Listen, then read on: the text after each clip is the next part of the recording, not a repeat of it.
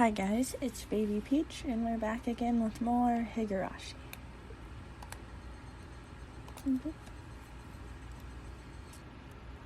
There was a pile of futons loaded with sanctified rope in front of the altar. Come to think of it, they did say it was a festival where they did something with the cotton and futons. Keiichi-san, Reina-san, we're over here. Satoko waved her hand from the front row. Sorry. Making our way through the mass of people, we reached the spot they'd saved. How was it? Were you able to have a little bit of excitement with Reina? You punk, so that's what your plan was. Instead of replying, Mion gave us a perverse grin. How was it, Reina? Was Kei-chan's hand bigger than you thought it would be? How? Reina turned bright red, puffs of steam shooting out of her. I heard something slice through the air and turned around to see Mion on the ground with a welt on her face. Mion, when were you hit? Between the ha and of her how, I think. Reina, it's not good to punch your friends to hide your embarrassment. I didn't hit her. Whatever. How?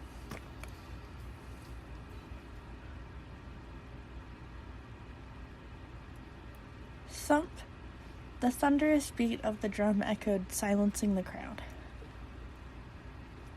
You must all be quiet. It's beginning. It was a solemn ritual. Rika-chan entered dressed as a shrine maiden, followed by members of the municipal committee. The elders all looked at Rika and clapped their hands in praise. The only thing allowed to disturb the profound silence was the flash from Tomitaki-san's camera. What's the big thing Rika-chan is holding? A hoe that she used for this festival. It's a sacred farming tool that only the shrine maiden may touch. It was an awkward shape for a piece of farm equipment, not uncommon for something used in rituals. After reciting a Shinto prayer, Rika-chan approached the pile of futons gathered at the altar. She swung the hoe, skillfully plowing it into the futons. Each and every little movement of this performance probably had to be done in a certain way. Without a doubt, this was a ritual. What's next? Airing out futons? She's purifying futons that absorbed illnesses from people over the winter. So when Kei-chan said airing out futons, he wasn't completely wrong. Rika-chan's face was already dripping with sweat. That hoe was probably really heavy. She staggered side to side with the momentum of each swing. Satoko looked on, silently lending her support. Worried? Rika practiced every single day with mochi hammer.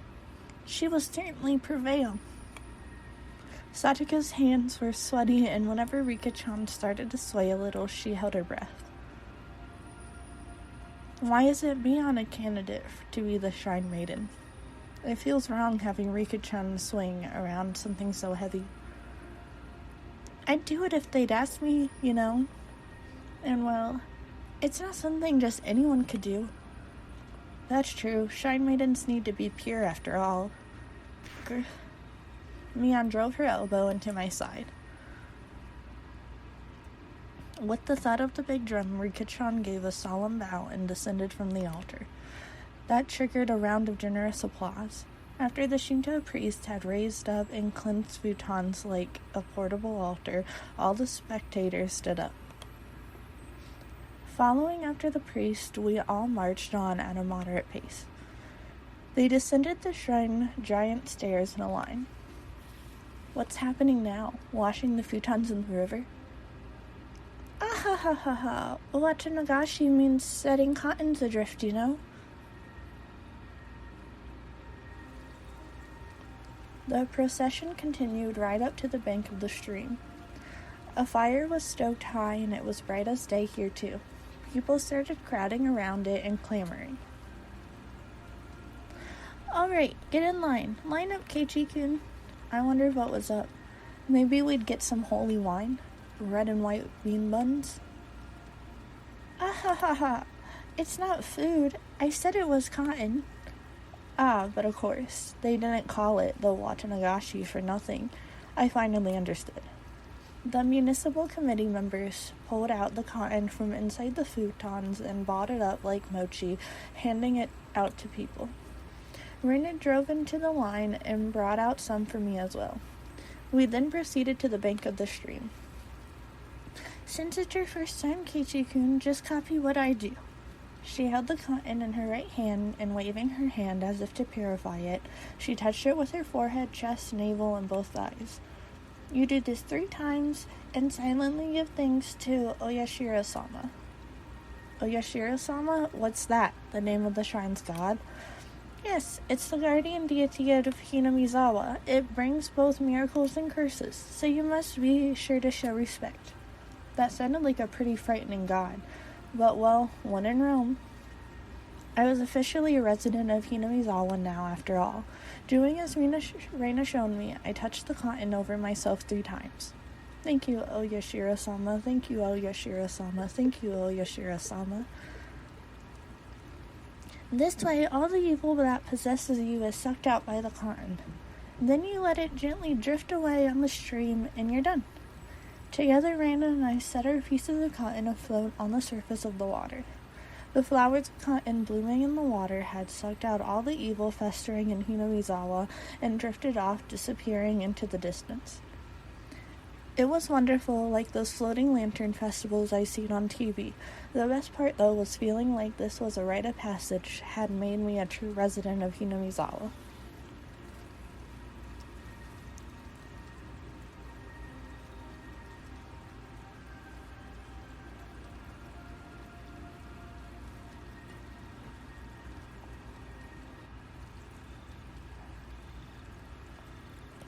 While staring off into the stream, I somehow got separated from Reina.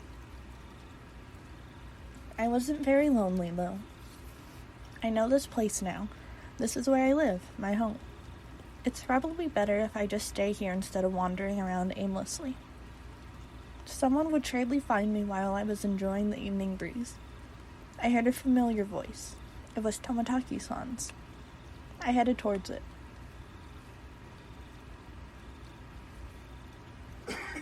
How did it go, Tomotaki-san? Were you able to get some good shots? Yeah, fortunately.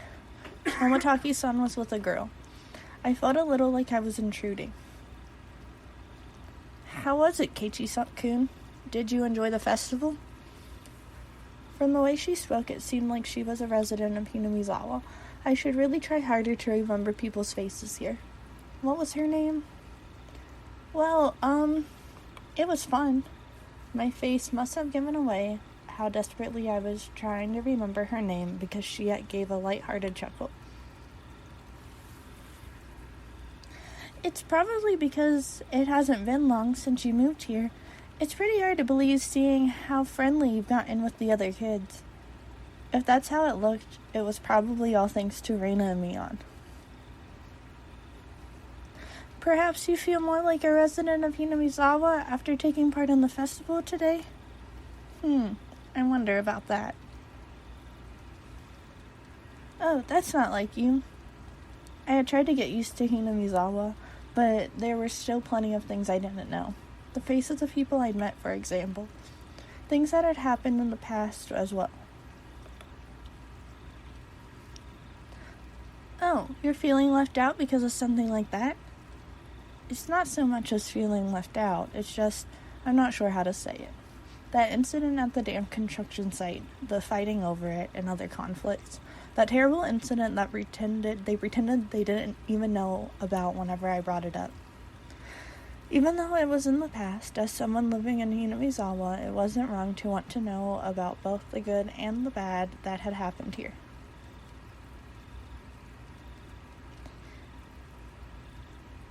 If it'll put you at ease, then I'll tell you everything I know.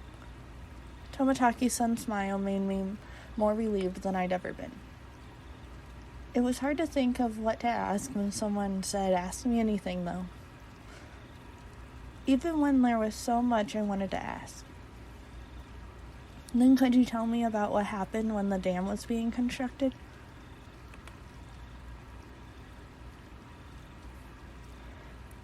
There was a big incident where Higurashi was going to be submerged, right? I think the locals would be more knowledgeable about the dam than I am. Well, if you don't mind, I'll tell you what I know. It's only what I read in the newspaper, though. Tomotachi-san's eyes entered an unfocused gaze as he searched through his memory, then he spoke.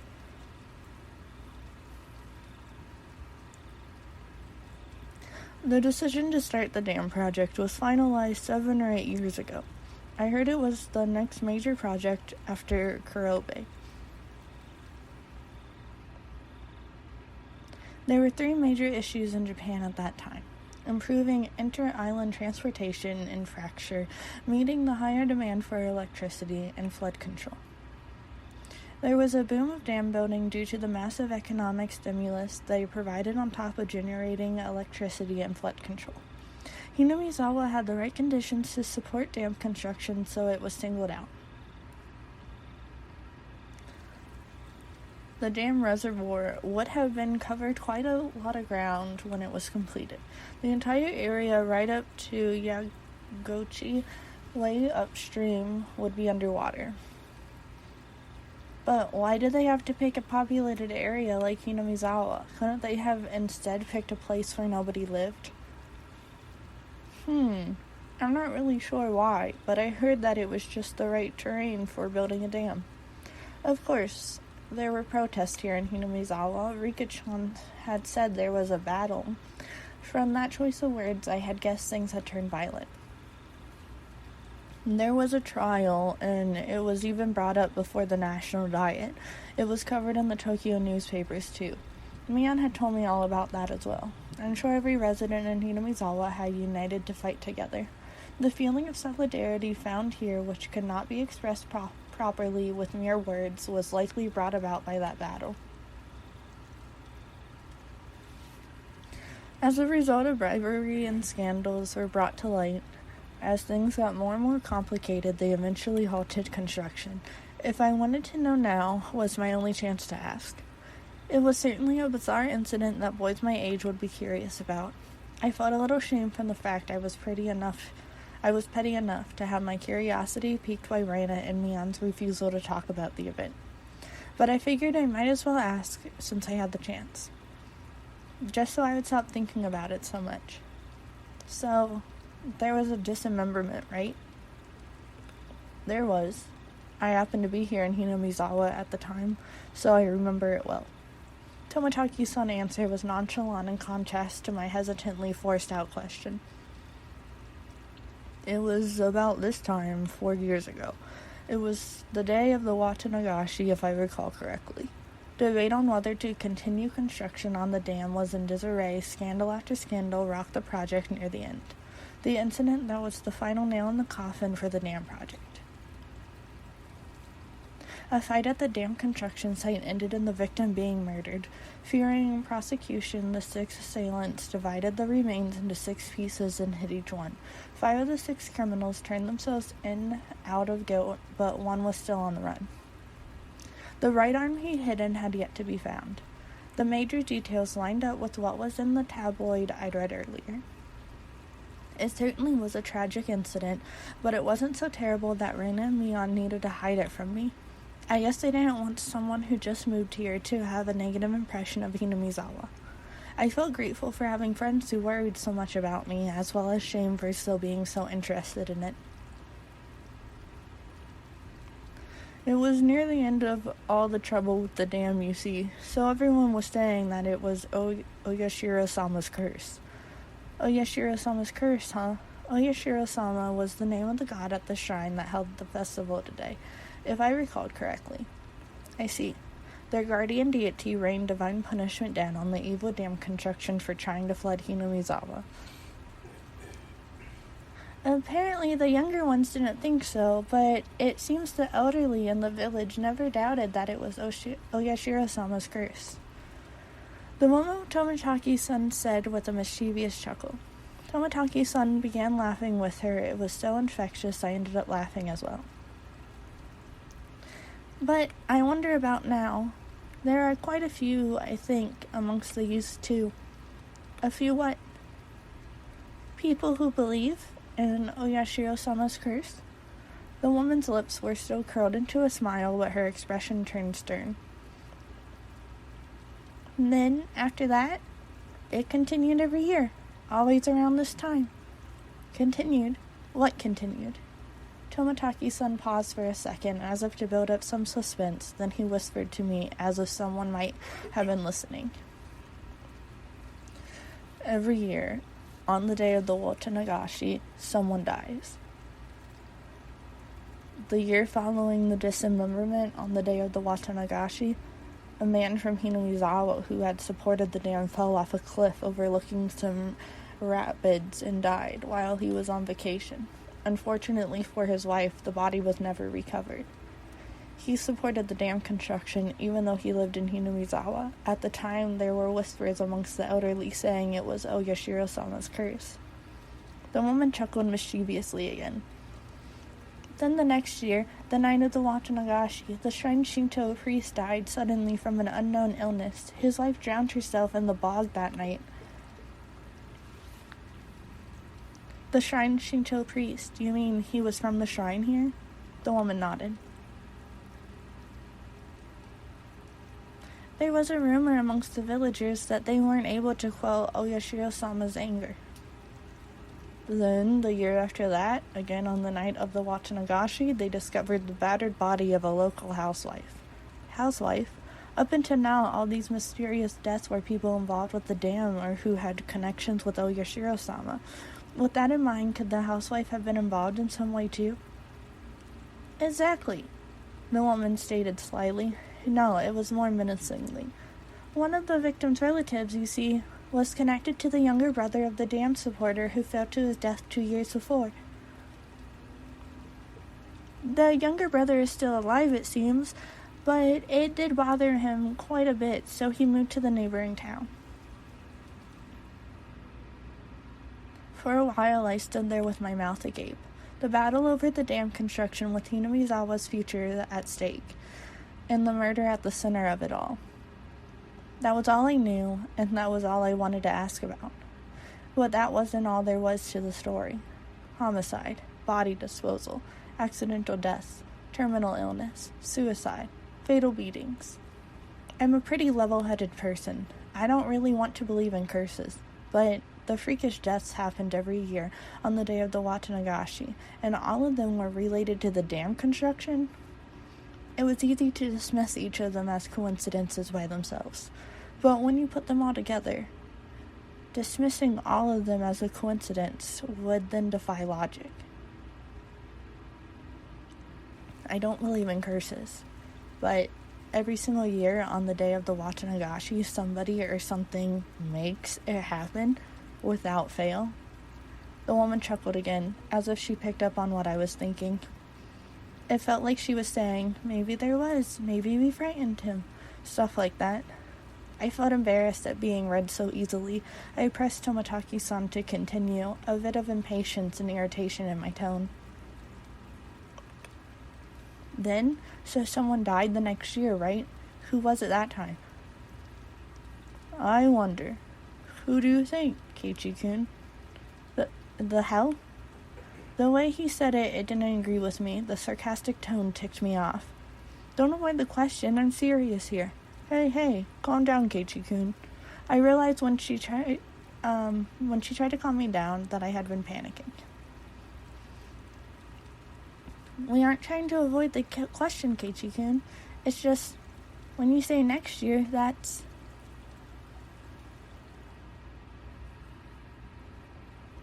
today. When she hesitated to say it, Tomotachi-san finished for her.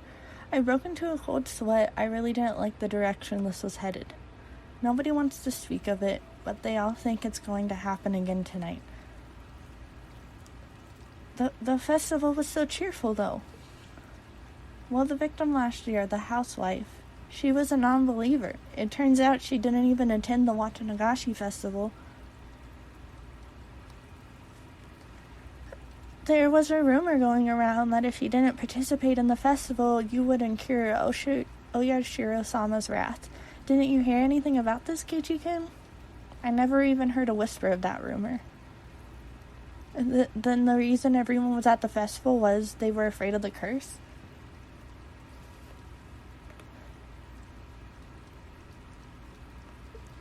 I figured there must have been the reason. There were a lot more people at the Watanagashi than usual. I guess everyone was just afraid, after all, of Oyashiro-sama's curse. I couldn't utter a single word. In this modern age, where we made up progress in all scientific fields, shedding light on the unknown and misunderstood, where black and white television has been eradicated and we've sent men to the moon, even with all of our accomplishments, this can exist in modern society. Tons of invitations were sent out to neighboring towns, youth groups, to help pad the numbers. But after that string of events, few decided to join. The municipal committee members were complaining about how hard it was to gather participants. Also, the police are treating each case as isolated. They don't believe they're connected. They're trying to keep it quiet, so they're all plainclothes officers. It finally began to dawn on me why Reina and Mion were reluctant to talk. If nothing happened during this Watanagashi, everything would have been over with, and I'd be none the wiser. If nothing happened, all would be well. In that case, it would all end up being just crazy talk. I should have just pretended like I knew nothing from the beginning. Then they wouldn't have had to act like nothing happened. And we would all have gotten back to life as usual. Maybe it was just too much for him after all. The woman ran her fingers through her hair as she sighed. No, it wasn't, not at all.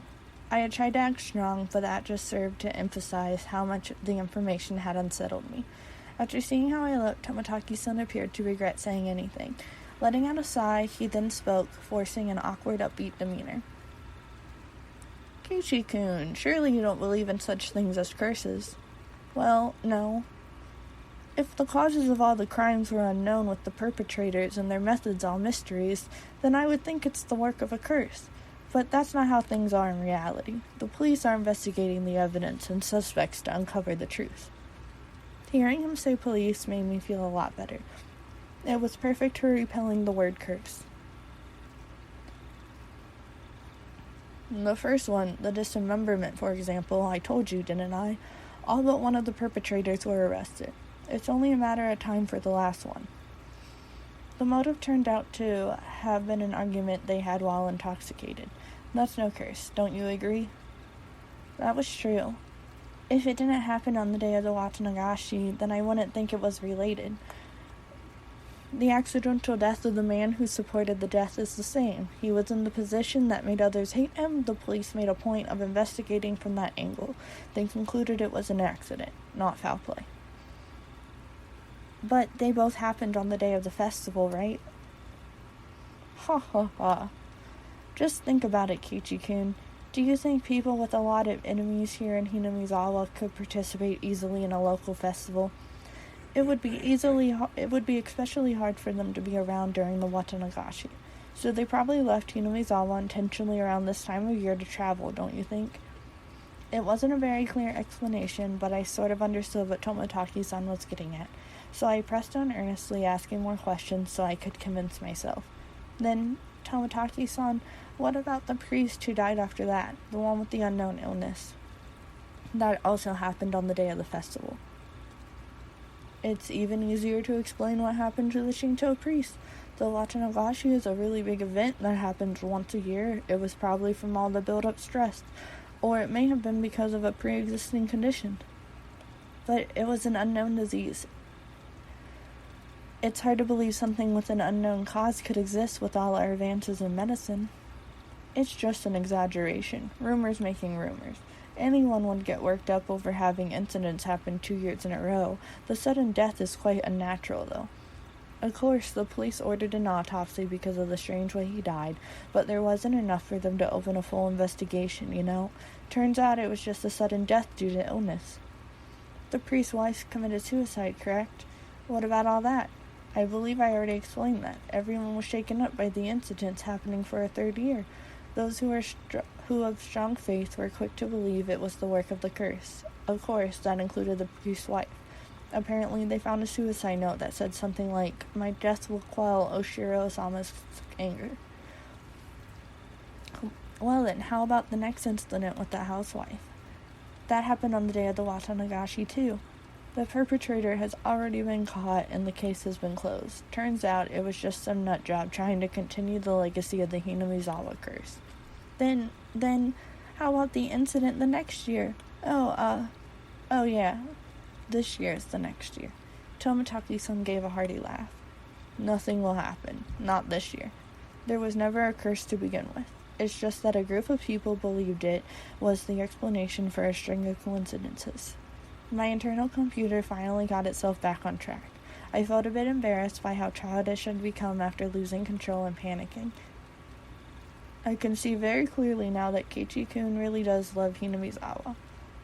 Even if Oyashiro-sama's curse actually did exist, Keiichi-kun couldn't bring himself to believe that such a thing existed.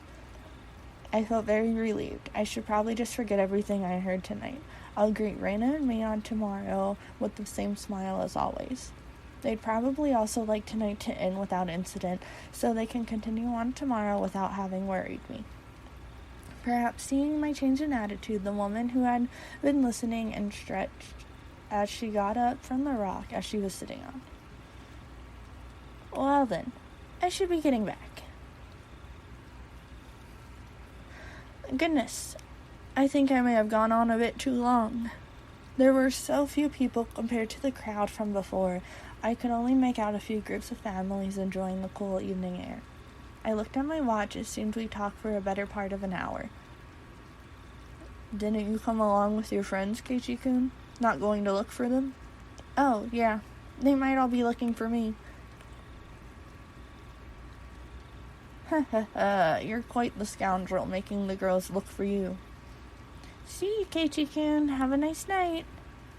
You too, Jiro-san. I'll see you a bit later. Tomotaki-san seemed to be quite the scoundrel himself, so his name is Gyro. After dusting off her backside, she disappeared into the crowd of people still busy cleaning up the shrine grounds. Keiichi-kun, so sorry. In her place, Reina came running over. I could see all the others behind her. Speak of the devil. My bad, Kei-chan. We got so caught up in our discussion.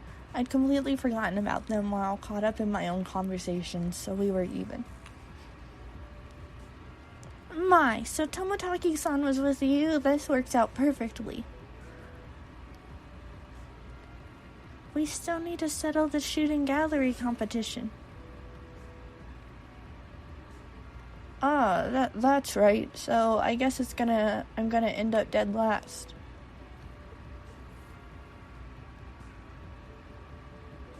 In the end, after my dramatic victory, Rika-chan was the last challenger, but there weren't many targets left. The ones remaining were all tiny and difficult to hit. She did take her time and aim, but all 3 shots completely missed. She was to end up sharing the loser's crown with Tomotaki-san. However, she did her little mewing cry in front of the owner, and he turned to mush instantly. She was given a pack of gum as a consolation prize. Her methods were a bit audacious, but she did avoid being the loser rather magnificently. Come to think of it, Rika-chan is quite the trickster. I have no idea what Keiichi is talking about. Now then, it's decided that Tomotaki-san is dead last. Everyone cheered and applauded. Tomotaki-san smiled wearily, slightly bewildered. So, Tomotaki-san, are you ready? Penalty time. Huh? Oh, I completely forgot about that. You're too naive, Tomotaki-san. This is why our club can never lose. Mion pulled a felt tip marker from her pocket. Oh, it's that. Show him some mercy, Mion. At least use a washable marker. A permanent one is too harsh. Ahaha, it just has to be permanent. It comes off when you do the laundry anyways. Whoa, what is this? Please take it easy on me. Olivis pinned his arms behind his back, and Mion approached him with the marker in one hand. And slip, slip, slip. But she didn't write on Tomotaki's face, she wrote on his shirt, on the shirt he was wearing. You'd better have your big break this year, Mion. Reina took the marker next. Show me your photos next time, okay? Reina. It was a little heartwarming, and I just had to laugh. Ha! This is more of a farewell card than a penalty. Ho, ho, ho. I'm not as soft as the rest. I'll make sure this is a proper penalty. Ha, ha. Dead last. Satoko. Try harder next time, Rika.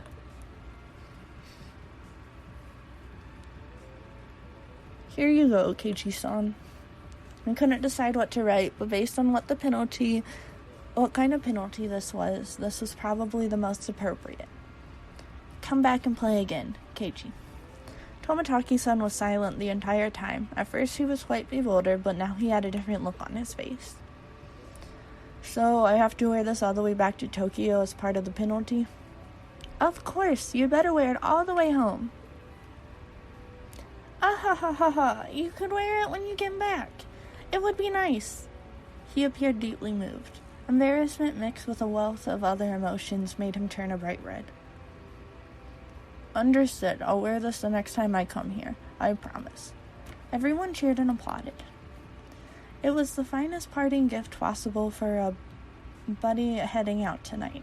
I saw the woman who was with Tomotaki-san standing near the festival grounds. It seemed Tomotaki-san noticed her too and knew it was time to leave. Seems like your guest is waiting. Isn't it about time? Yeah, that's certainly how it seems. Tomotaki-san headed off towards her and seemed to apologize for making her wait. We all shouted stuff at Tomotaki-san. Each time we did, he looked back and waved his hand. Eventually, he faded into the darkness of the night, out of sight. It was quite the casual farewell. This wasn't the first time any of us had seen someone off. They had done the same thing many times before. He's gone. Well, it's about time we take off too. Rika-chan had to stay behind with the other committee members since they were having a meeting. Satoko was tagging along with her. I headed back home with the usual suspects.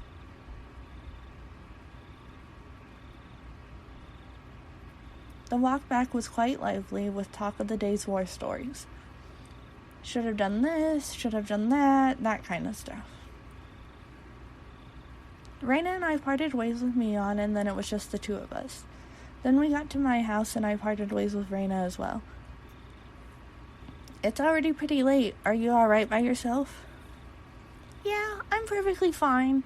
It's close. I'm gonna run too. If you run into some weirdo, just yell. If someone does come, will you come and save me? Maybe. If I hear you. How? Oh, okay. I'll scream loud enough so you can hear me. Merrily spinning her arms around at high speed, Reina dashed off. She was fine in that mode, not even an adult could stand against her. Reina's cheerful presence disappeared, and it finally became quiet again. The curse that not a single person even whispered about. The more I learned about it tonight, the more unsettling it became.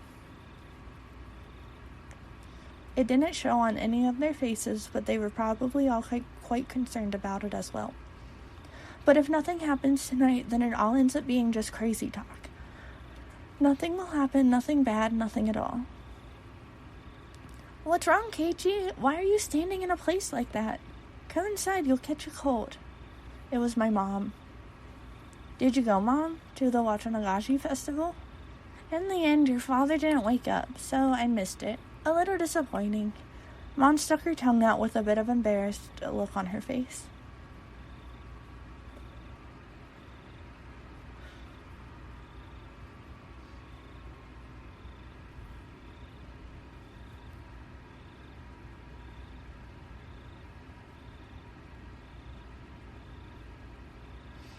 Okay, guys, and with that, we're gonna end this part here. and we'll see what happens next time. Okay, bye.